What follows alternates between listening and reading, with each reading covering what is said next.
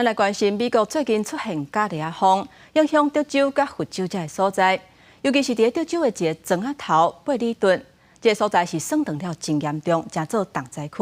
目前至少造成5个人死亡，100个人受伤。小镇一片绿苍苍，原本有地势的社区，即马正做平地。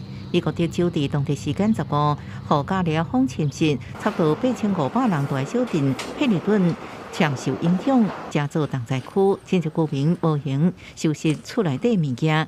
想起迄个时阵情形，根本是袂赴逃走。So I was just sitting inside my living room and I was watching TV and my dad, he mentioned he was looking out the window. He's like, these clouds look kind of weird. I get up and look out the window and I just start seeing debris and trees forming and flying in the air.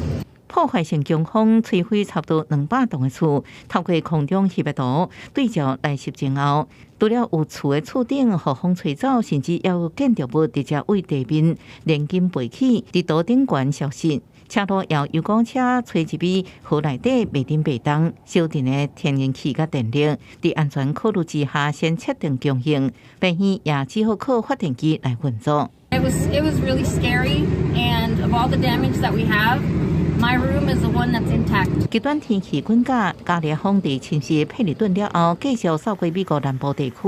伫佛罗里达州落大雨，密西西比州也吹大风，总共这场风暴造成5人死亡，近100人受伤。美国德州州长阿伯特表示，除了加派人力去当地救灾，也出动无人机统计灾损的情形。记者综合报道。